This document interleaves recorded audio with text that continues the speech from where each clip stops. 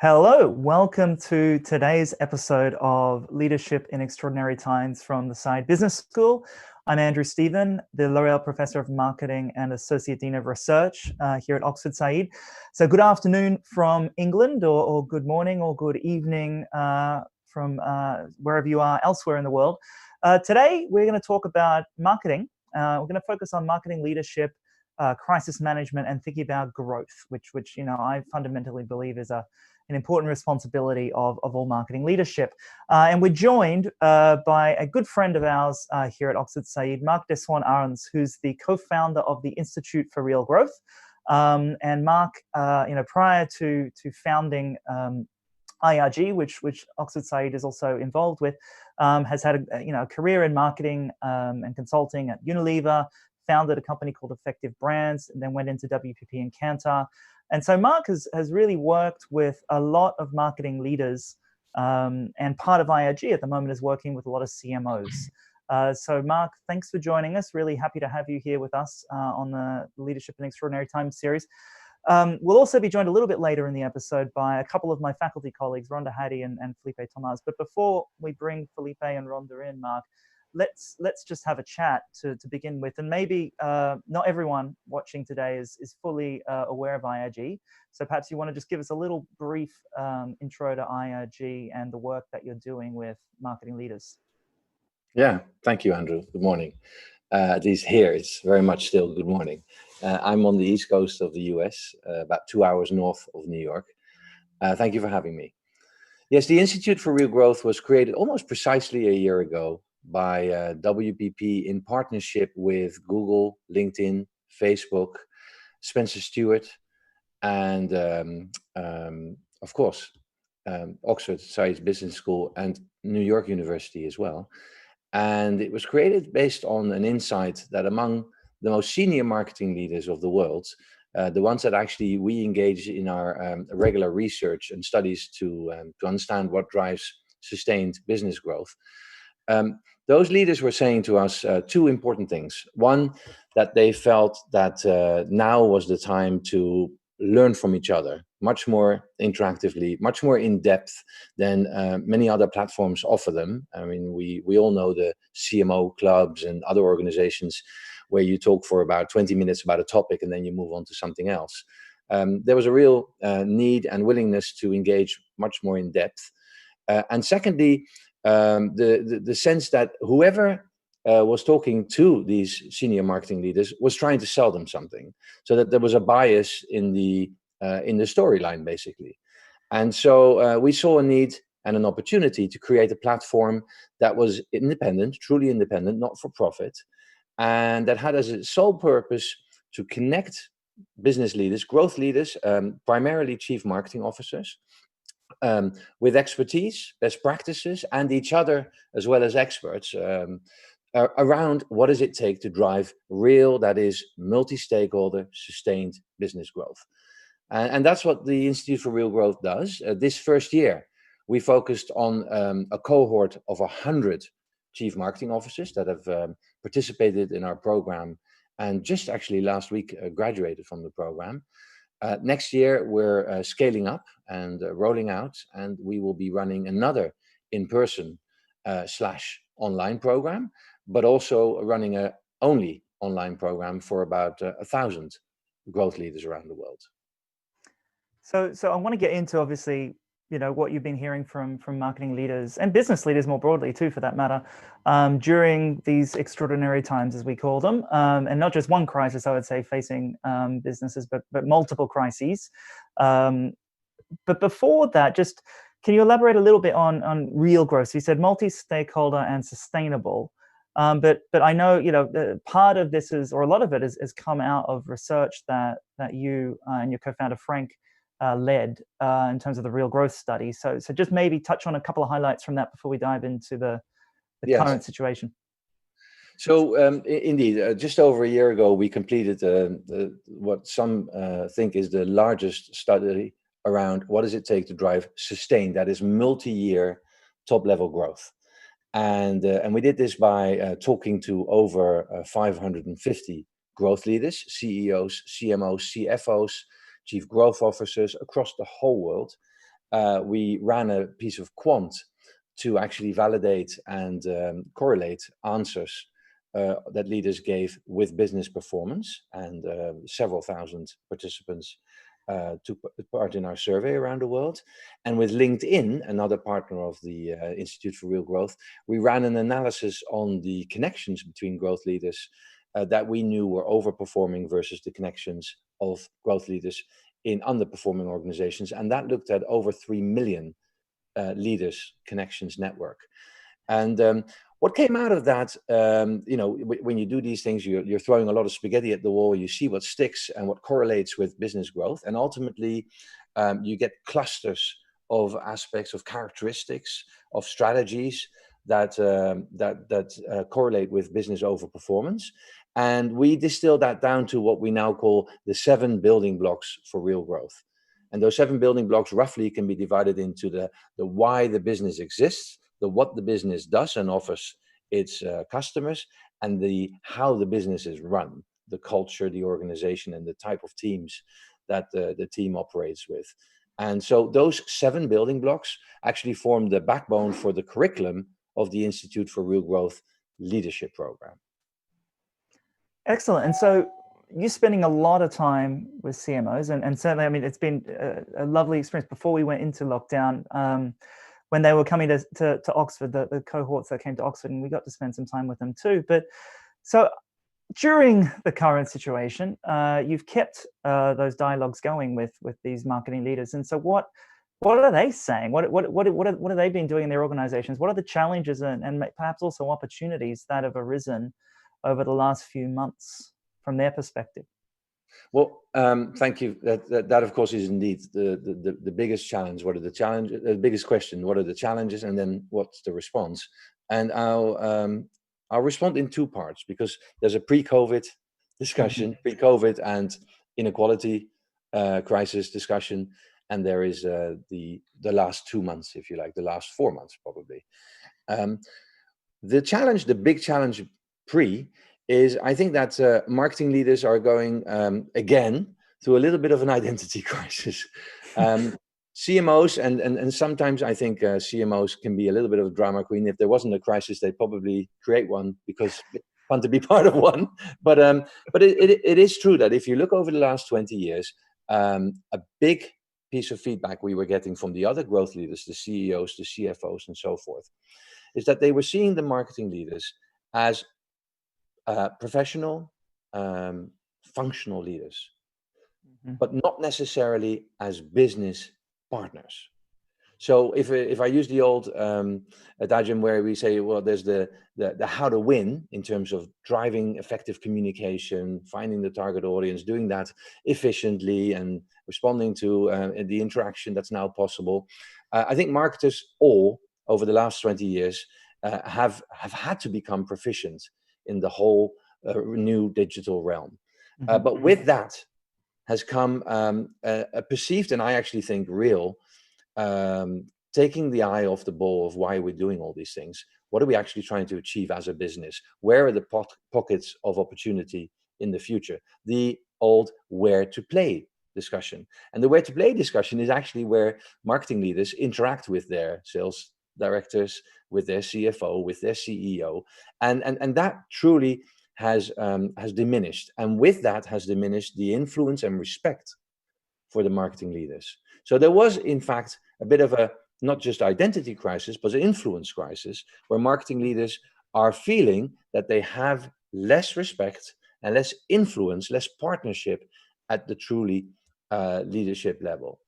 So that was a main reason for creating this program.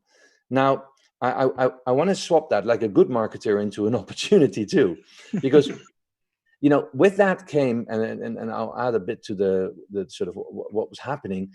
Marketers have always been the fuzzy part of the business, the somewhat wishy-washy, its own metrics, not clear on the payback. Wanamaker created the 50% is wasted, but I'm not sure which. And with digital also came the ability to measure. And I think it was a bit of a chip on the shoulder of most marketers.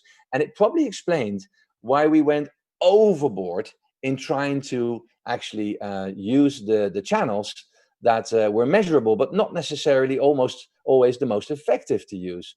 And so we now have a lot of marketers in the world that are very good at performance marketing. But with that, we've also lost a little bit of touch with the old principles of creativity and differentiation. And so that's another part that really has become very important. And what we're now saying is, marketing leaders, yes, you need to step up to be that business leader again.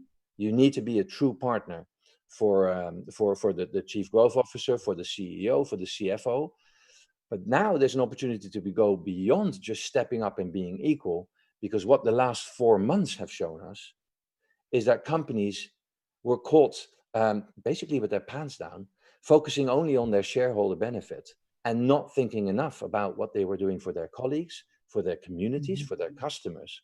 And that is something that chief marketing officers are very good at, understanding the needs and creating value propositions for all stakeholders. So as companies scramble in that new reality to evolve from a shareholder primacy to a multi-stakeholder perspective, we actually see an opportunity for marketers to step up and not just be equal, but actually co-lead an organization into that new reality.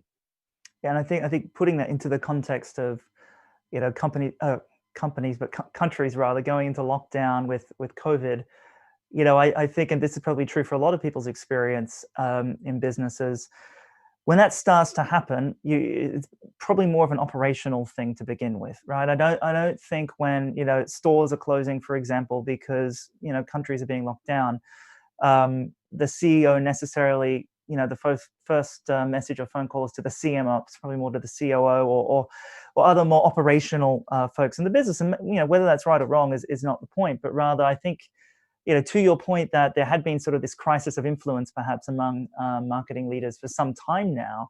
How do you think that's borne out over the course of the last 4 months, let's say? You know, and I mean, I know you have some stats on this as well, maybe that you can bring in, but what's happening there? Because you know, there's, you know, toilet paper shortages and stuff like that. You know, some would argue that that's not the CMO's problem, that's supply chain. But then again, that's the customer being affected, which, you know, I would say is part of our turf in marketing. So how is this being grappled with, and where are we now that we maybe weren't 4 months ago in that dialogue? Well, Andrew, you hit some really important points, and you mentioned that you and your school are a partner in IRG. I remember very well how we were talking about the world in 2025 and where things were going. Look, what we think is happening is that if you cut the stakeholders into 4 groups, you've got your colleagues, you've got your customers, you've got the communities around you, and you've ultimately got the capital markets that you need to satisfy. The first, and the data is in for this. There's no negotiating that companies that actually take care of the needs and understand how to create value for the first 3 over deliver for the 4th group, the capital markets. But that wasn't being done by many organizations. Unilever has led the way, and many are following, but it's certainly not how business is run, generally speaking, today. And we see the Business Roundtable declaring, what is it, just about a year ago, that shareholder primacy is out the window, and we're creating value as companies for all stakeholders. But this is something that is really a budding movement that I think will continue and was accelerated. Because what's really interesting is that pre-COVID, it was probably the shareholder and the customer that were best represented in the boardroom. There were very loud voices making sure that we were delivering for both. Immediately, and I mean the day after COVID, you're right, a lot of people took a back seat, and actually all the focus was on the colleagues and our role in the community. So it was operations, yes, and it was also HR. Yeah. Massively important. Are our people safe? Can they still connect? Can they contribute? So there was a total flip of which 2 stakeholders were most important. And I think companies are now emerging out of the crisis mode. And so it's true, most CMOs have taken a little bit of a backseat. You know, there was, of course, the immediate implications are we not communicating inappropriately? Are we saying what we need to be saying? And it's interesting that those companies that were clear about their purpose at the offset came out much stronger and much faster because they didn't have to rethink it. They didn't have to make up a story because it was their story. So that was a first interesting thing to notice.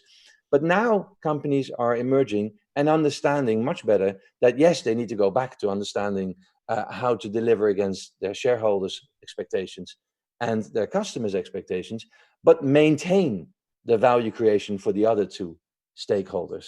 So in that discussion, I think there's a bit of a hockey stick effect. A lot of marketers, especially senior leaders, have had a little bit of time to reflect, and now are coming back with a vengeance in the strategic planning process.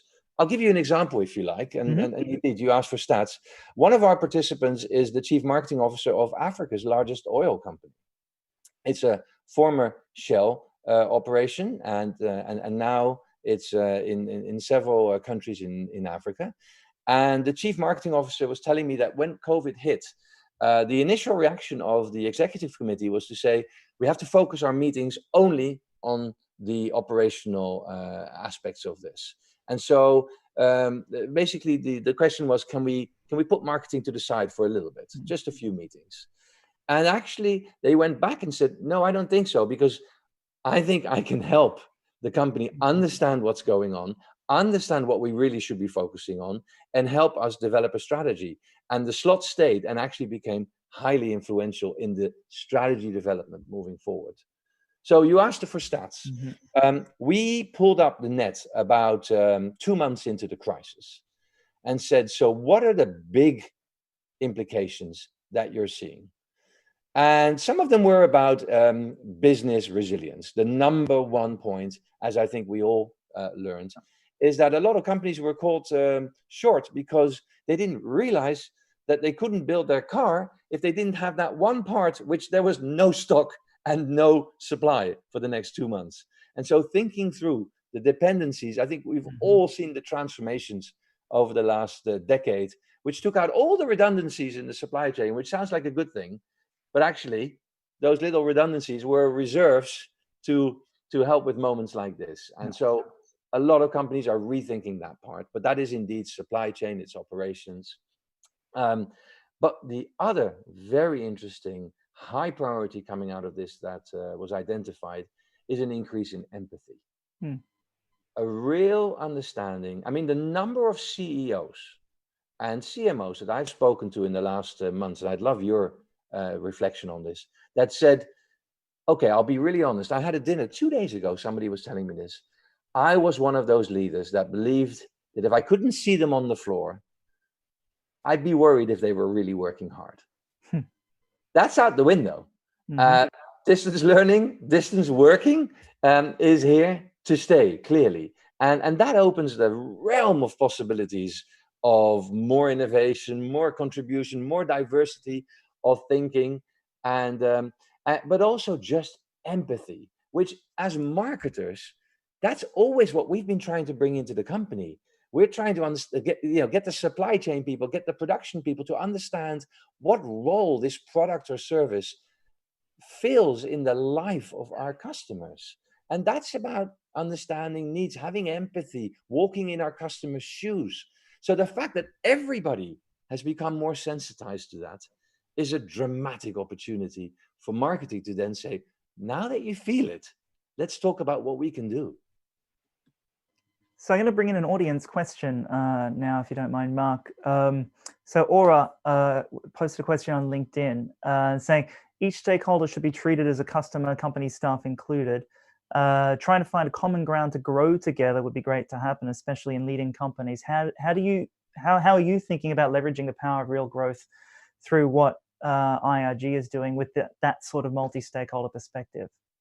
Well, thank you for asking the question, Aura, and a beautiful name, by the way. We are indeed trying to create an aura. We are trying to create a movement. I'm sorry to come to your name, but it's actually very close to the truth. If you step back a little bit, I mean, Friedman did the world, not Friedman, Keynes did the world a huge disservice when he said all companies should do is drive profits for the shareholder and not break the law. Now, that was 74, I believe. And it was Friedman, wasn't it? Or Keynes. I'm now confused. You help me, academic. But anyway, yep. From that point, I see we've studied companies and we've done a lot of brand and company purpose work with stories like Lord Leverhulme at the base of Unilever. The same is true for Nestle. The same is true for Procter and Gamble. The same is true for Sony, where two founders wrote their declaration and their mission on a piece of paper while the city was still smoldering around them at the end of World War II, to say, we're going to show the world that Japanese technology can actually help humanity. And I make these points only to say that I don't really believe there's a lot of companies in the world that were created with the purpose of making a lot of money. There were founders that wanted to make a big difference. There were founders that wanted to impact the world around them. And what's happened in the history of most big companies is that at some point the founders left, the bean counters took over, no disrespect to the CFO, and somehow the goal became about adding 20% to the bottom line or doubling our net for whatever. No one goes home to their parents, to their wives, to their husbands, to their kids and says, we're going to double profit this year. That's not a real thing. And so a lot of companies have lost their direction.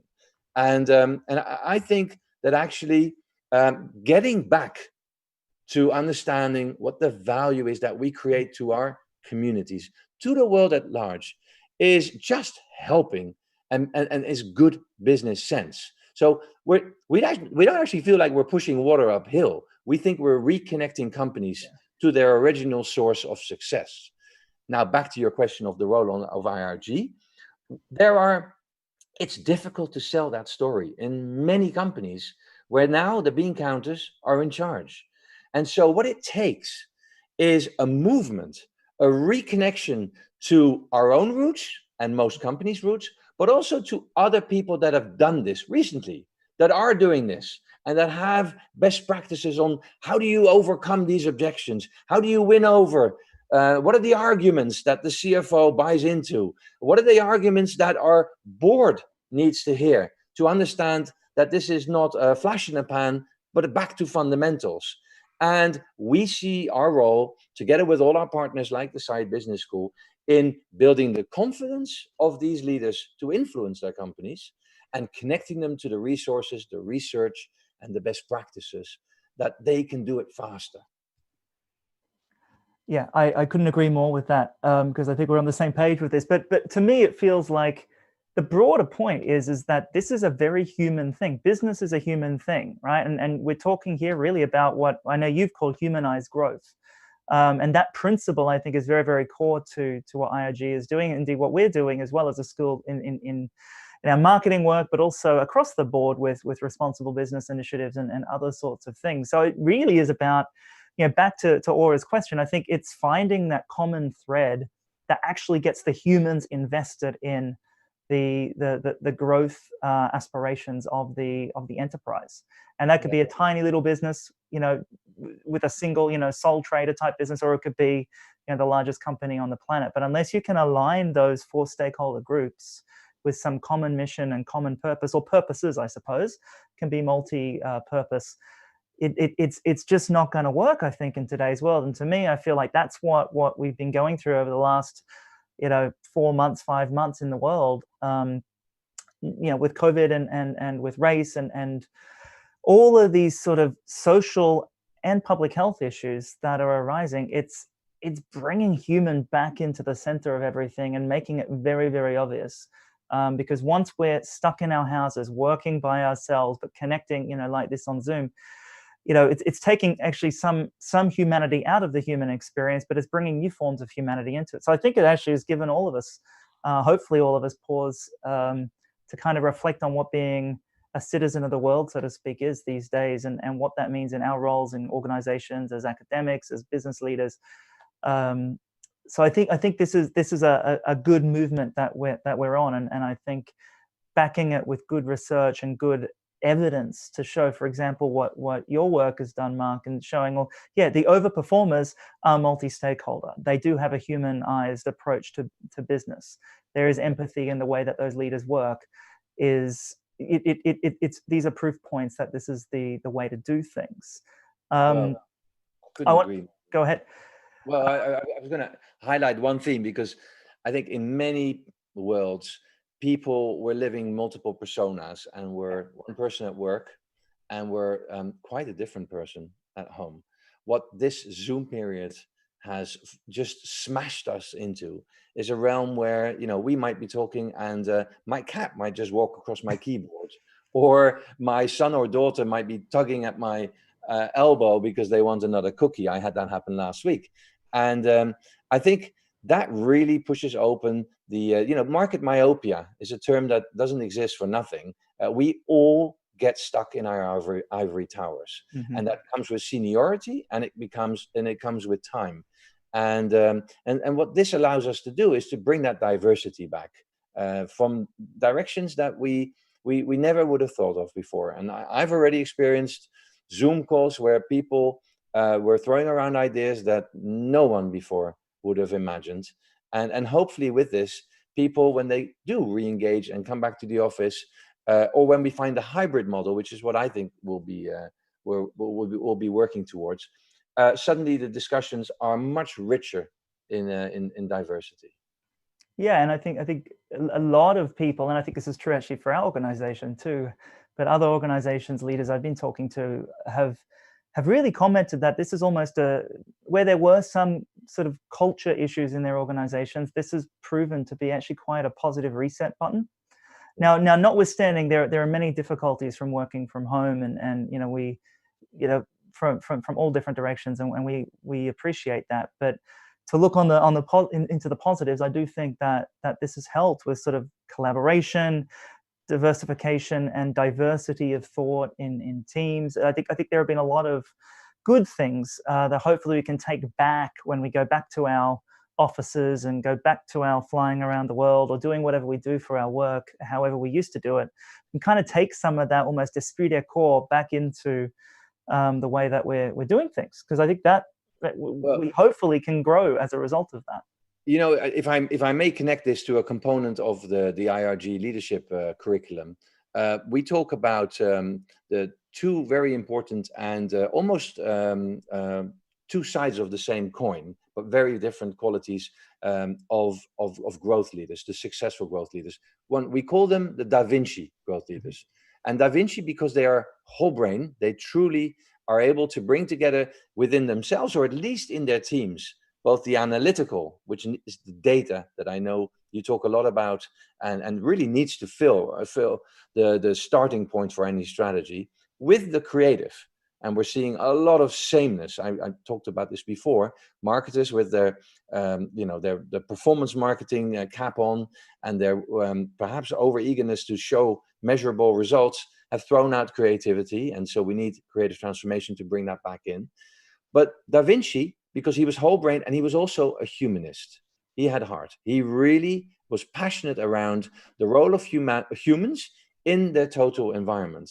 And in our curriculum, we look at two important aspects. One, which is servant leadership, the ability of senior leaders, and this gets more important as you become more senior, to actually step back and create space for others to speak and to bring in diverse ideas.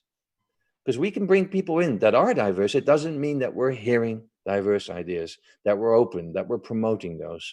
So creating that space is servant leadership. And at the same time, what we call radical candor. Well, by the way, that's not our term. There's a great book about that, which really pushes onto people the responsibility to say, if you're feeling that something isn't right here, or that this could be pushed further, or needs a new idea, speak up. Now, those are all about humanity opening up and showing its true form, its true originality, its true creativity. And I think that is our future. That's what drives new growth.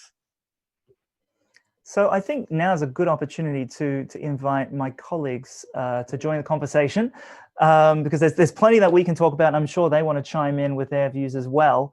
So I want to welcome Rhonda Hadi, who's an associate professor of marketing here with us at the Side Business School. Rhonda's an expert on consumer behavior, particularly around sensory marketing and how consumers engage with technology. And Felipe Thomaz, who's also an associate professor of marketing and an expert on marketing strategy and digital, as well as, although we probably won't get into today, illegal marketplaces in the dark web. So Rhonda and Felipe, thank you for joining Mark and me for this conversation. Perhaps we can start off actually with thinking about the empathy point and the sort of the humanized aspects that Mark and I were just talking about, because I know you both would have views on this. So I'm just curious what those views might be. Rhonda, did you want to kick off? Yeah, no, I love what you said about that, Mark. And I think it's sort of almost paradoxical to think that in some ways we're more isolated than we ever have been, and loneliness is on the rise. Mm-hmm. But at the same time, we're all more joined than ever in this shared experience, regardless of geographic, socioeconomic conditions. And so it's really interesting to sort of think about empathy as this silver lining of the whole crisis. And I can't help but think about how the COVID crisis kind of intersects with the Black Lives Matter and greater discussions around diversity and equality, how those two things intersect. So from a customer perspective, which is usually the perspective I take, it's interesting to think about how companies now are listening more than ever before, which is obviously a huge part of actually developing empathy. But not only is listening important, but actually understanding the consumer, the customer is important. And so you can really only do that if internally your teams reflect the general market, both your existing and potential market. And so we know from our colleagues in organizational behavior that there are so many performance measures linked to greater diversity in teams, but also from a marketing perspective, really understanding what you're gaining by listening to consumers. And then, of course, having the more diverse teams allows you to communicate that in a way that's authentic to your customer base. And again, if you didn't have that diversity on your teams, it would be more difficult to do that. So I think that the silver lining is, coming out of these crises is a real emphasis on empathy, listening, and greater diversity internally, which are all great things. Rhonda, I couldn't agree more. And I don't think it's a coincidence that the two happened so closely to one another. I think the world generally was more empathetic because of the COVID crisis. It is a raised awareness and raised sensitivity to empathy, to feelings, to the emotions of people that were suffering, to the world in general, and then of course all the activities that came right after that. And I think we've got quite a few to go, to be honest. But again, I would say as a marketer, this is a very special period for us, which, by the way, we need to yield that power very, very responsibly and carefully, because people have now opened their hearts. Leaders have opened their hearts, have had to open their hearts, but I think have wanted to open their hearts. And so what they need now more than ever is not just who's shouting loudest, but an informed window on the world, a decodification of the world around us. Because it's not going to happen overnight that companies will have that true representation. That's a must do. And that's the agenda for any HR and any leader for the next period, until you truly represent the audience you serve, the world that you operate within, of course. But right now, companies need to understand how to navigate this new reality. And I think marketers and the inside departments that marketers often control are the window on the world. And that's where it all starts.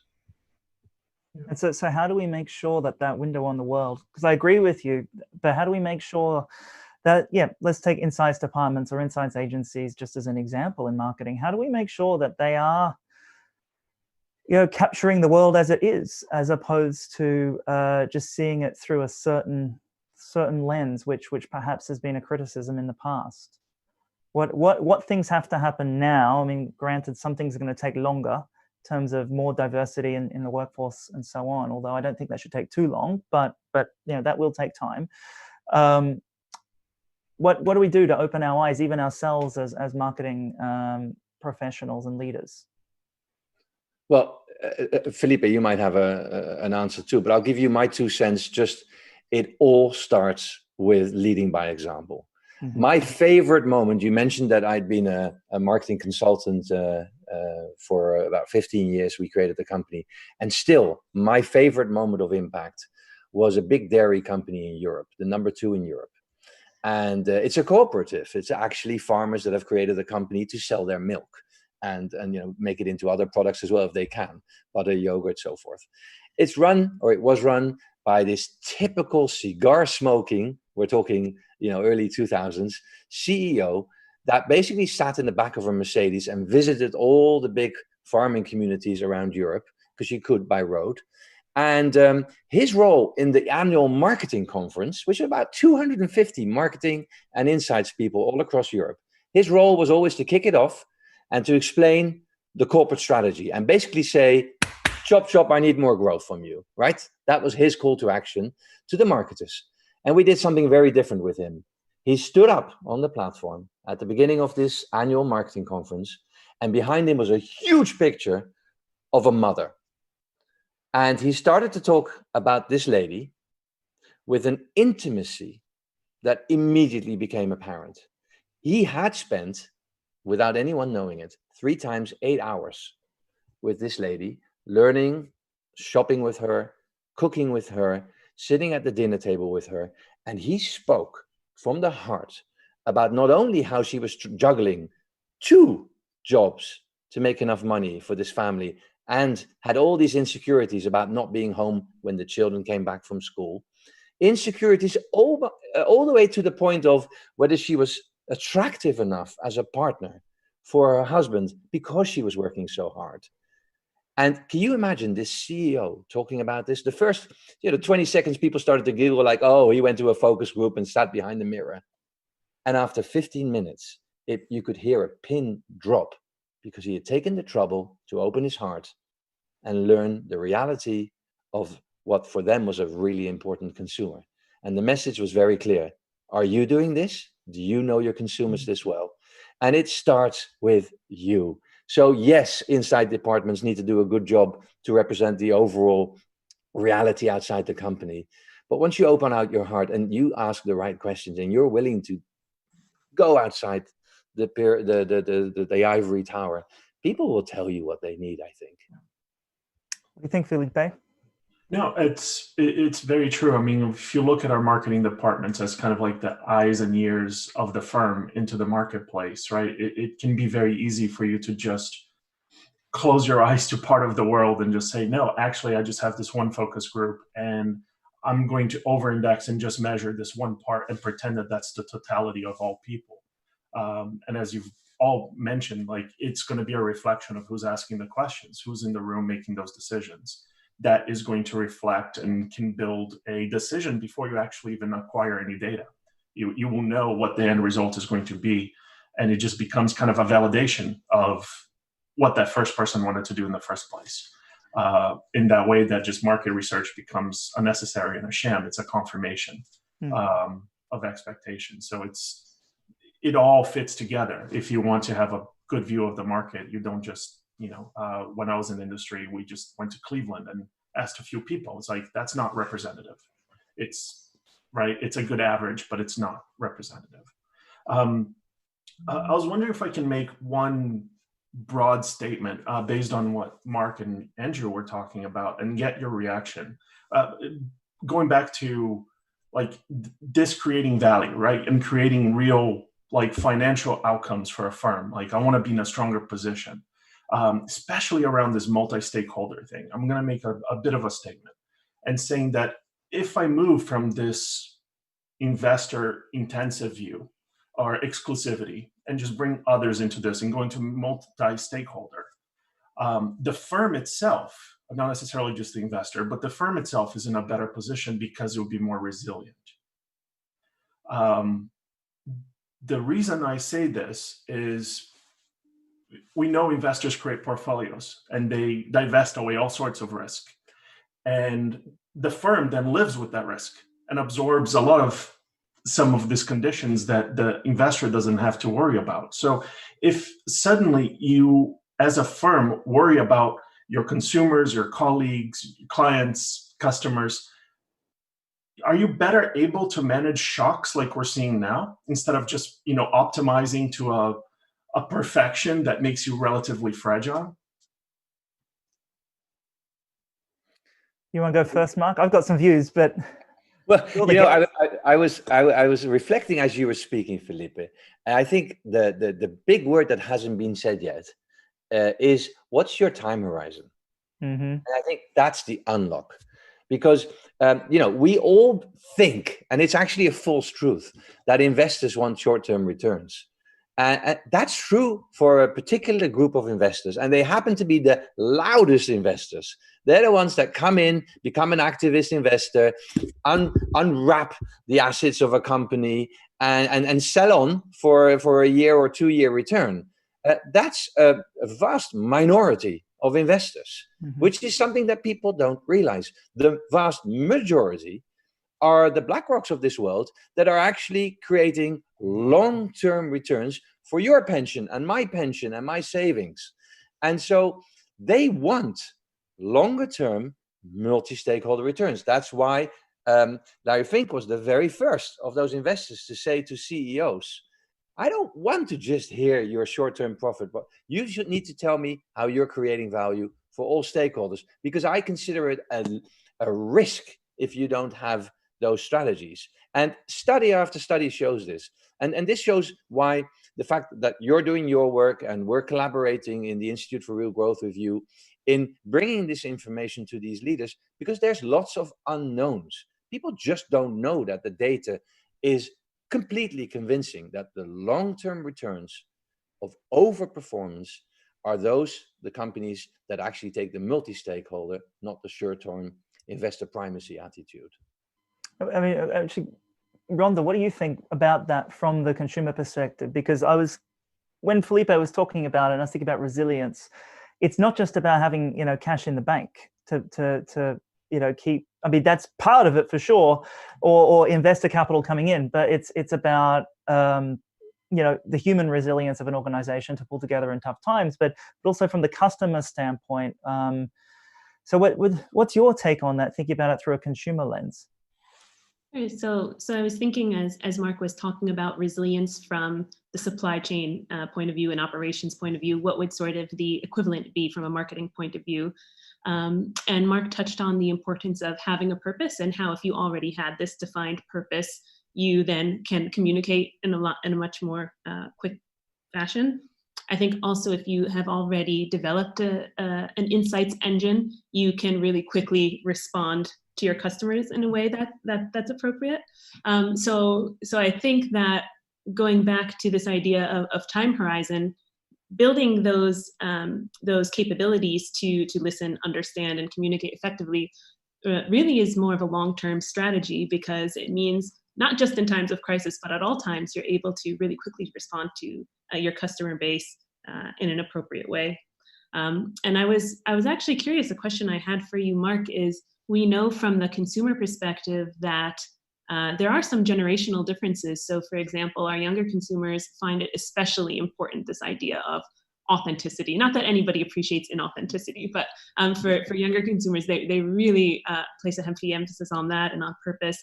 And I'm wondering if you've noticed any generational differences either amongst consumers or business leaders in terms of their reactions or the way they're responding maybe to either crisis, actually. Yeah, it's such a good point, Rhonda, because indeed, so we've talked a lot in the last 10, 15 minutes about the way that the organization is connected or learning from the world around it, its window on the world. What we didn't touch upon yet is the internal connectivity. So the IRG data shows a dramatic overperformance for companies that have great internal connectivity. And that is along two axes. And this was the work that we did with LinkedIn, and it's based on 3 million leaders' data, all publicly available, of course, no breach of confidentiality there. What the data showed was, one, that in the companies that were overperforming, marketing and sales were much better connected to the other disciplines in the organization. But now to answer your question directly, there was a 5 times higher rate of connectivity between senior leaders and junior leaders. So our unlock is, you've got the people, you've got the answers inside your organization, but are you listening to them? So in fact, one of our modules when we talk about creating a growth ecosystem, and Felipe and I were talking about that in a side conversation, yes, it's about building ecosystems with external partners like suppliers and agencies and so forth, but it's also about building the internal collaboration and actually creating reverse mentoring programs so that senior leaders are forced to shut up and listen and learn from the junior people in their organization, so that they hear the things that you are talking about and that they learn and shape strategy. We've got shadow boards, which is another construct. Kantar, one of our other partners, has a shadow board. So every senior board meeting, there is a set of, I think, 4 junior leaders listening in, and they get the floor the last half hour of the meeting to comment on everything they said and to bring in things that they thought should have been on the agenda. And other companies create challenger boards to bring, that sort of challenge of what we think is normal, we should be talking about, and what we're taking as reality as our starting point for strategy development. So you've put your finger on, I think, the easiest and quickest fix for now, which is to learn from the other generations that are actually working side by side with us already. And so I want to refer to one of the questions that's come in from the audience. I should mention, with the exception of Antarctica, there are people on every continent tuned into this broadcast right now. So it's really wonderful. But so Hendrik, who's in Germany, had posed the question, do you think that companies now have to sort of rethink organizational structure? In part because leadership hasn't always been a skill that CMOs have had. And I think the answer you just heard, which is, it's not just the formal structure, though, it's these informal structures from what Mark was saying that they discovered with their LinkedIn research work, where it's that internal connectivity, that sort of connective, almost social tissue, the informal networks within organizations that really matter. And having marketing, embedded at the heart of that seems to be an empirical finding that says, do this. This is a very, very good thing to do.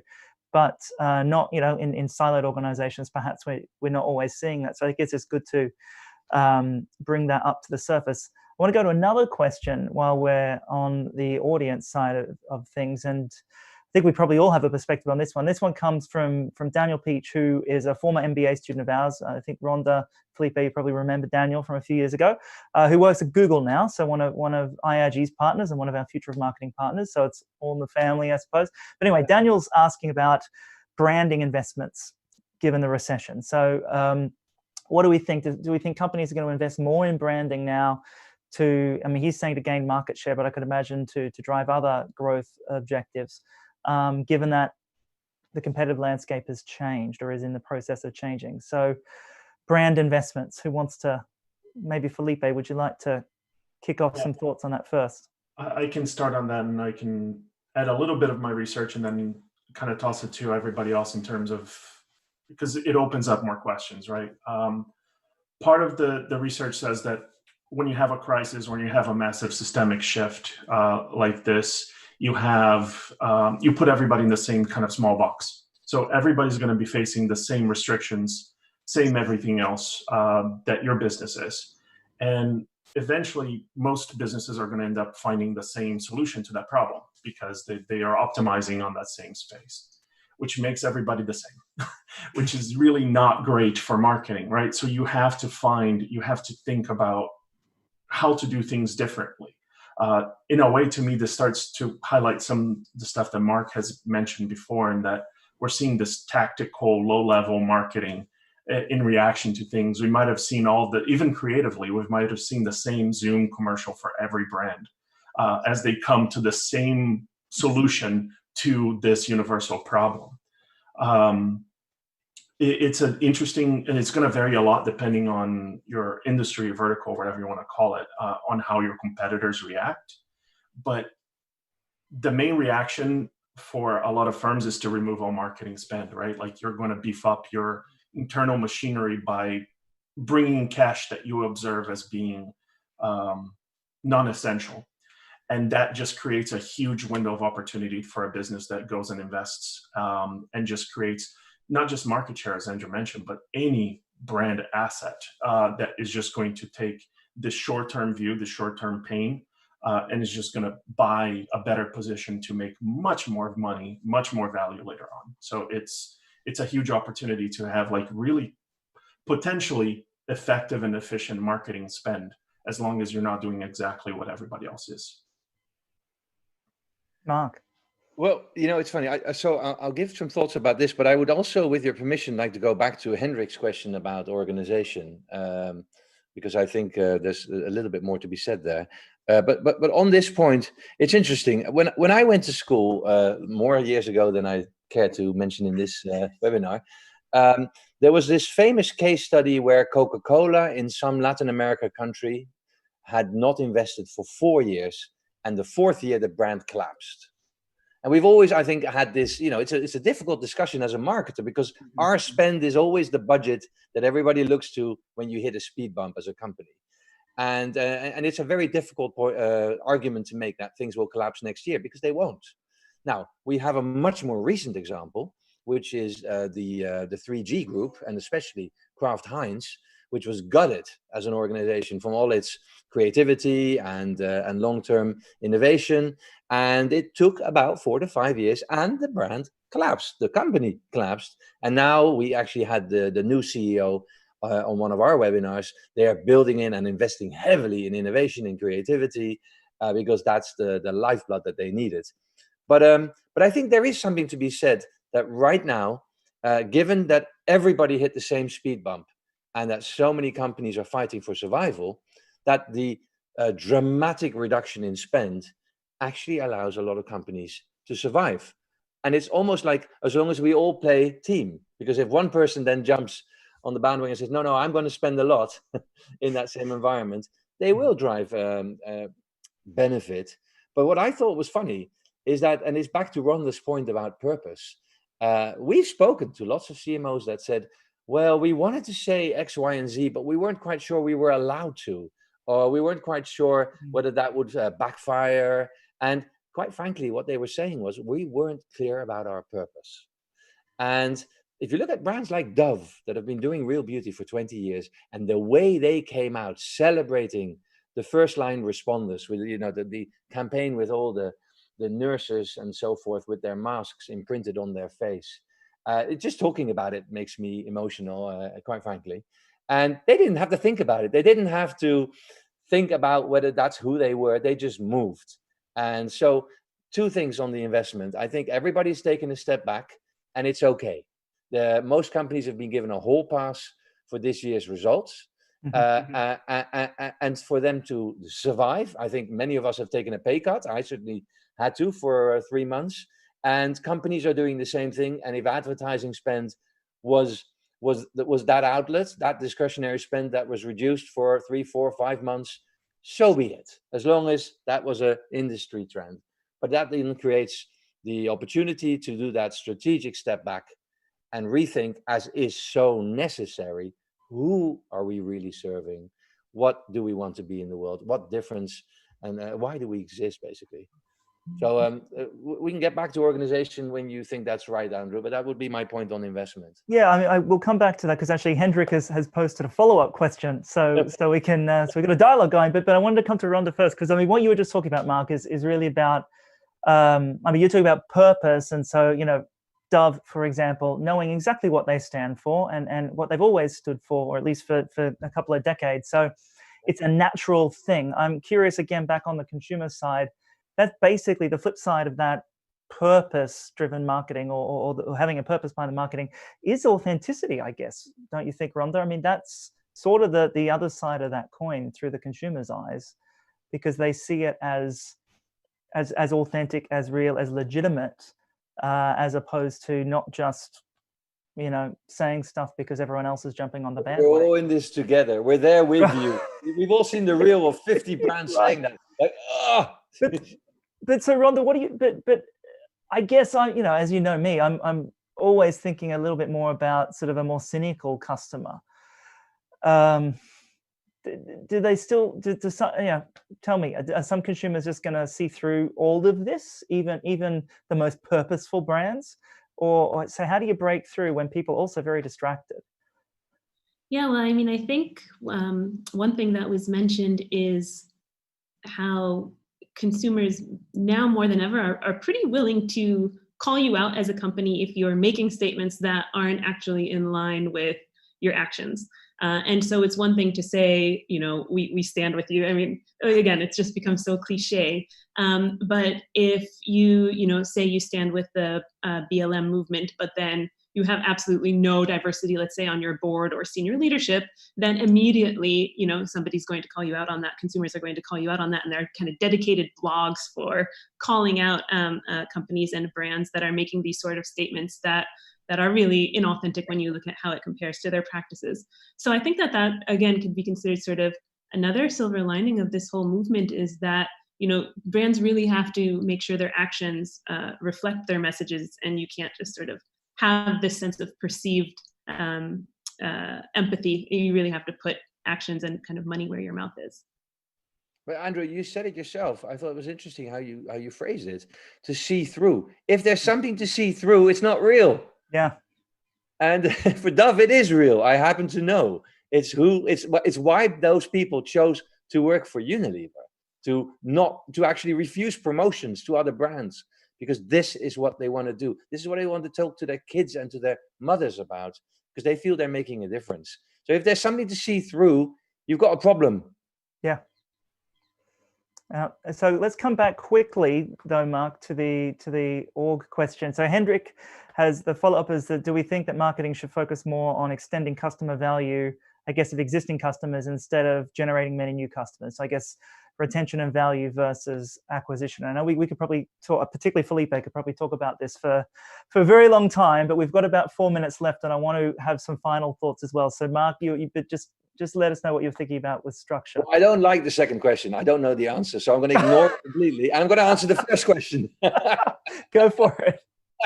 I've learned this from many politicians. So, no, you were asking about what's going to change. And I was just going to mention that I mentioned these earlier 7 building blocks for real growth. One of them is called anticipative organization.